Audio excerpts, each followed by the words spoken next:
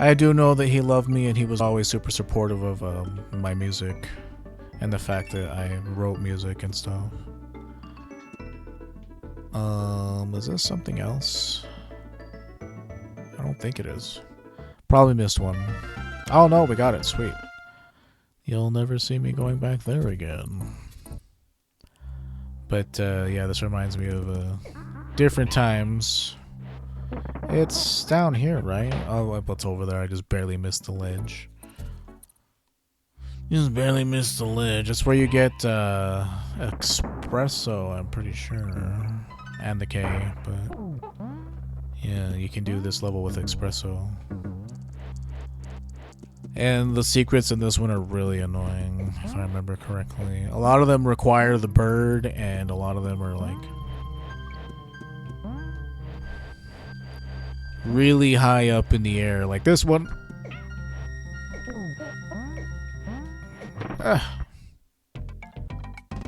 It's easy to harp on the bad, so it's good to see you focus on the good. Yeah. As someone who... Oh, nice. They're not gonna punish me for that. Believe me, I spent too many years harping on the bad, so...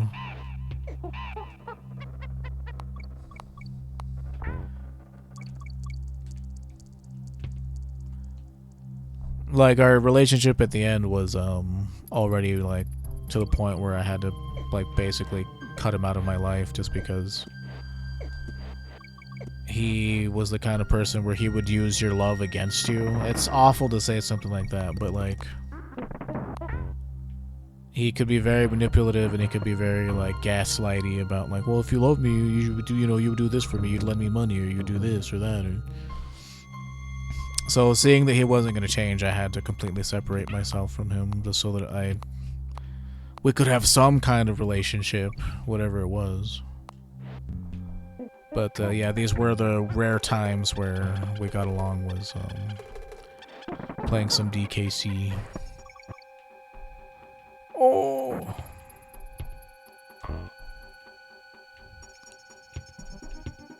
But then after a while, he stopped being interested in playing video games with me, and he would always use the oh shit, he would always use the excuse of like, I like being outdoors, I don't like doing outdoor stuff. Obviously, if I like doing outdoor stuff, I wouldn't be as heavy as I am. You can see I was not into sports. Video game sports, Tiny Toons, wacky sports adventure, sure, but not real world sports. I don't like those. Too much, if at all. I actually not at all. Well, if you consider professional wrestling a sport, I used to like watching pro wrestling. Okay, well, let me go get my partner in crime.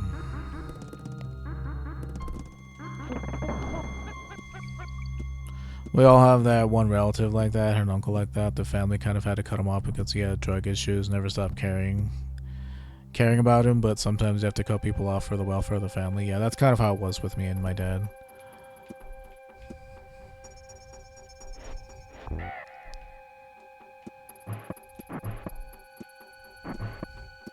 Well, we've definitely missed some secrets, I'd wager.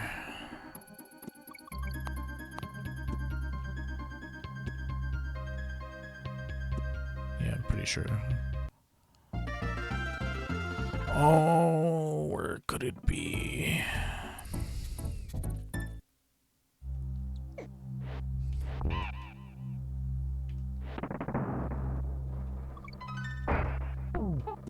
It's not over here, right? I don't think it's back that way. We got the one that was on top of all those birds. She loves birds. There's like something down here. It's probably nothing, right?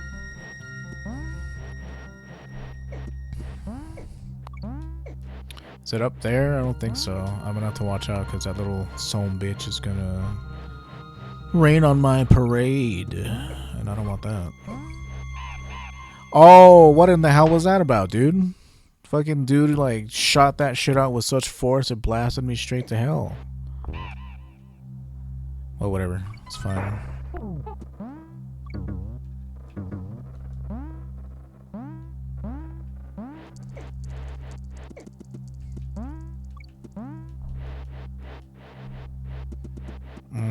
Unless it's... Oh, shit. Like I said, this is like the one buddy that doesn't have any like combat capabilities. I mean, I guess Squawks is technically this. Oh, that's why you do one of the jumpy jumps, you little trickster, you. You little son of a bitch, you. Okay, so there has to be a secret like up here somewhere, right? That I'm like missing. No, this is the end of the game again. So where is it? Ah, here it is. One of the rare instances where you'll see a blue one. Like, I remember as a kid, blue balloons were hella rare to see. Oh shit, well, whatever. It's a 3 life, it's a 3-lifer.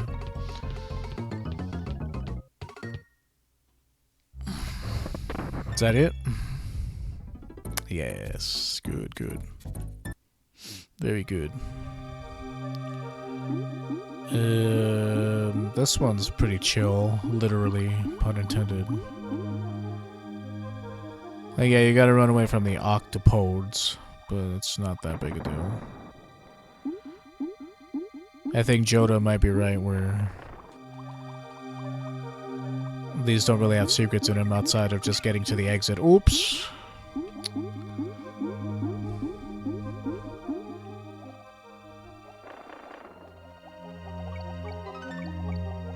Oopsie. But yeah, it's one of the most famous video game tracks ever. Aquatic ambiance.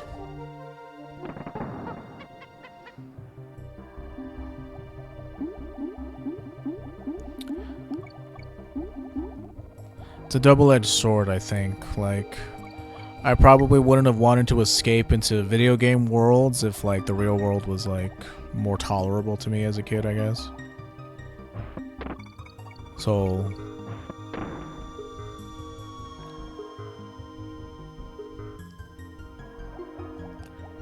my love for video games stems from a need to escape. Escape. Gotta get away. Is that it?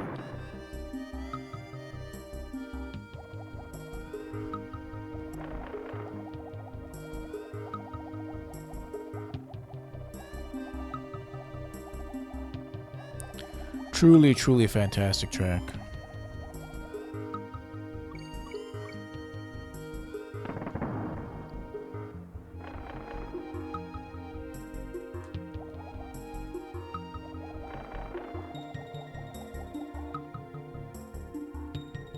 Ooh.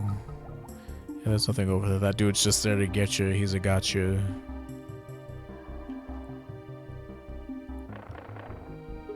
This guy goes down, and then you can follow him. Oof. There's something down here? I feel like there's something in the walls.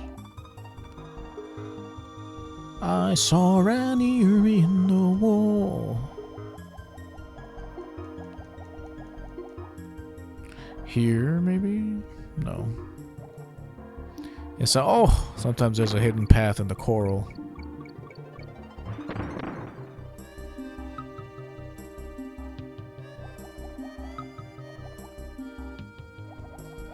Like, it's really crazy, like, what sounds you could get out of the SNES soundboard, dude. Him, like, Robin Beanland, like, I was considering playing some Killer Instinct, even though I'm terrible at Killer Instinct, like, well, yeah, I am terrible at Killer Instinct. I got, you know, in practice mode, and, you know, anybody can be a practice mode champion, but the AI is hella cheap in fighting games, usually. But, like, Rare was one of my favorite, video game companies, like, ever. I wasn't a huge fan of DK64. I don't really like, you know, I know it's a meme to say, oh, well, we hate collectathons. But yeah, by the time the platformers became collectathons, I was kind of dipping out of platformers. I really only enjoyed them when they were like this, you know? You get from point A to point B and you're done, and there might be some secrets along the way. It's not like go into world A and oh, dang it. It's not like go into world A, collect a bunch of things, and then leave world A and then go to world B.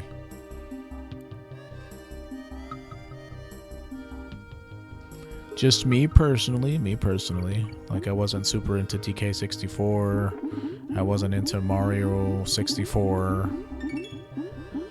But I'll tell you what I did love. I loved Paper Mario 64. That's something we're going to do during this month. And I also want to do Mario RPG. There's lots of stuff. The old one before the new one comes out. The new one's already out, right? I think. Collectathons are fun when there aren't a million things to complete. Mario Odyssey has thousands of moons. Oh, yeah? Moons are like that game's equivalent of stars.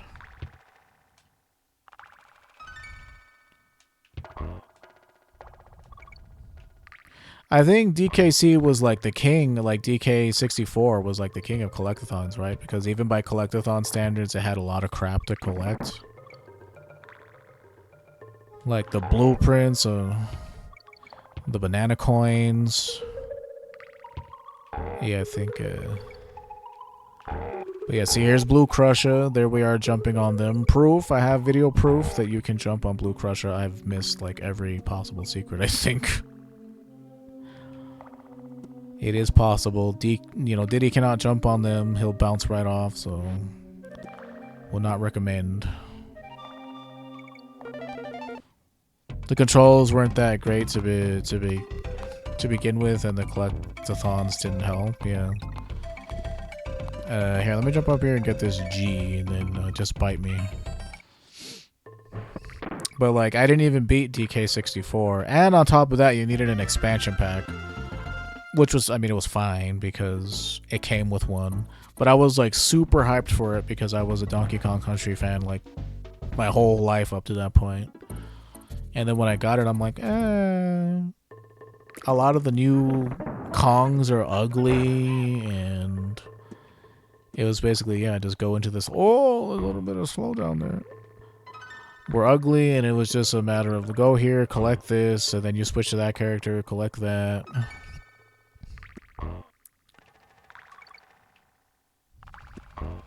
Apparently it caused some slowdown for a few games. The expansion pack did. What games actually required it? It was just Perfect Dark. Both of them were rare games, funnily enough. It was Perfect Dark and DK64. Oh shit, there.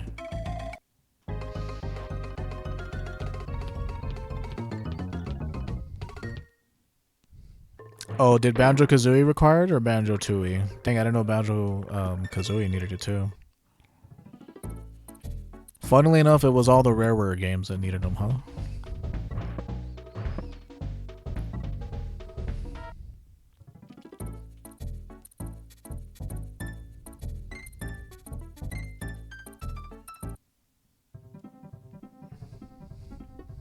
Interesting. Yeah, I remember, because, I mean, it was nice of them that they gave you, like I said, you know, most companies wouldn't give you the extra hardware you need to play their game. They'd make you buy that shit separate these days.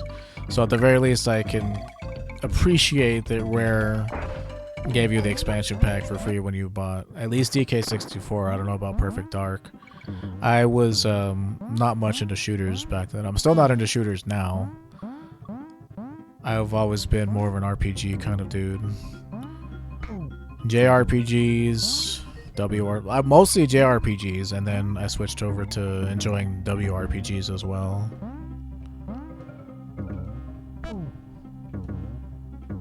Like, not really tabletop, like I don't know, I'm super antisocial. Like, I might have a group of 5 friends, but I don't know if I would have the patience to sit and play, like, Dungeons and Dragons or something. Like, me personally, I don't think I would have the patience to sit down and play it.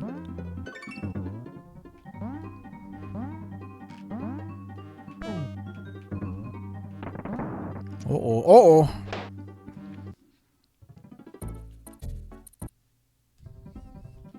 But, let's see, by that time, during the 64 days, The games that I poured a lot of time into were like, I had Killer Instinct Gold, Paper Mario, I was a huge fan of WWF No Mercy, WrestleMania 2000. Like, I poured tons of hours into that one. I had the South Park trivia game because South Park had, we had just gotten Comedy Central where I live, and so I had like, there was like a South Park called South Park Chef's Love Shack, I think is what it was called, and it was basically a South Park trivia game that had mini games in it. I think it had mini games. I guess it was to really test your knowledge of whether or not you love South Park. Oh, I think I missed a secret somewhere because we had Winky by this time. For me, it's just trying to get them to play tabletop, yeah.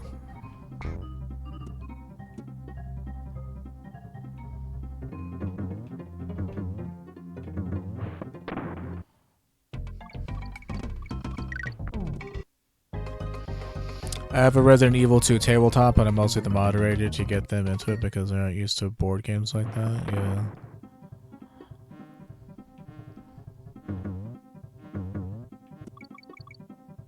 It's definitely a different style of game for sure. Oh, nice. This one only had like 2 secrets in it. Sweet.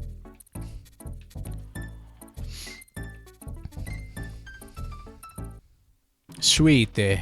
Very sweet. For me, like, it sounds fun on paper, pun intended, but again, I don't know, like, 5 people that I could spend a huge amount of time with and not be annoyed. Call me antisocial. Like, maybe I'm, maybe it's just me, I'm the problem, but I have to really like somebody to want to spend like large amounts of time with them. And I think I've found like 3 or 4 people like that in my life, which is enough. Which is enough, For 4 people, that's a decent chunk of people to have to do stuff.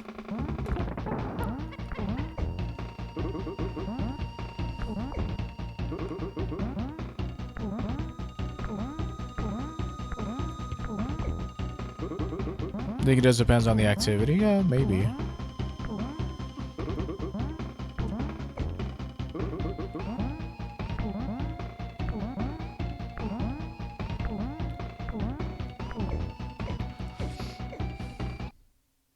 Like, there are certain people who I would not play like Dungeons & Dragons with that I would normally I'd be able to hang out with them otherwise, because they're the kind of people who would always try to like ruin the gameplay experience in one way or another because they think it's funny.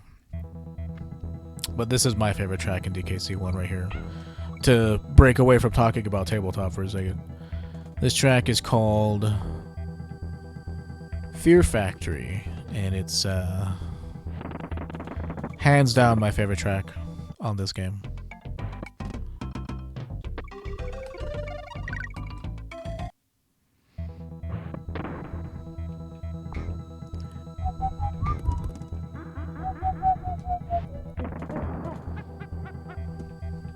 Like, he's the kind of person who, like, he has his own other group of friends. Does that go somewhere? I'll come back for that. Where they're like constantly just trying to like kill each other in games and mess with each other, or he's like talked about how he like deceives people and will take certain talents, like in Divinity. Okay, so this one requires me to get 3 bananas. Hang on, I have to actually pay attention to this one. So frog, so it's banana after frog. Here comes frog, banana. Here comes frog, banana. This is like one of the rare times where there's a secret inside a secret. In this game, anyway. I don't know how much more common this is in the other games. It happens once or twice. See, it doesn't even take you to another area. It's just, oh, there you go. You found the real secret, which was to open this hidden room that doesn't go anywhere. But like, you know, I played through Divinity Original Sin 2 with this dude, and we had a good time. But like, you know, whenever he told me about his escapades, about him and his friends constantly killing each other and trying to screw each other over with loot, I'm like, okay, I can see that I would not have a good time playing with you. I can see now that playing with you would just be more hassle than it's worth. Normally, he's the nicest dude outside of games, but he's kind of a troll in a lot of other games. In a lot of ways in-game. What am I trying to say here? Like, he's super cool and chill in person, but games, he can be quite the devious... A devious Danny. I had a feeling.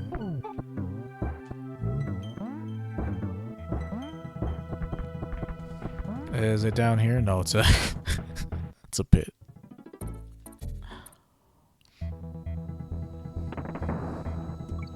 Like, I don't know, like if I'm gonna play a game that like has us team up in a party, I'm like a team player. Fear Factory is a beautiful track, my favorite. Yeah, me too. Me too, friend. One of my all-time favorites. Oh no, I need... Well, I don't really need him for this secret, but...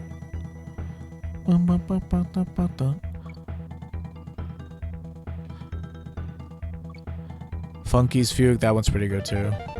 Especially whenever it gets to the second part of it, it's really good. When those 90s synth hits like come in, that's when it really starts to take off.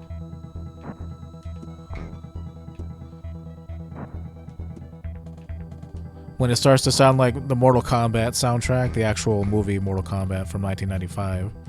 When it starts to sound like that, that's when you know it's got to that part. I'm telling you, man, I know lots of us millennials wax nostalgic about our time, but maybe it's just me.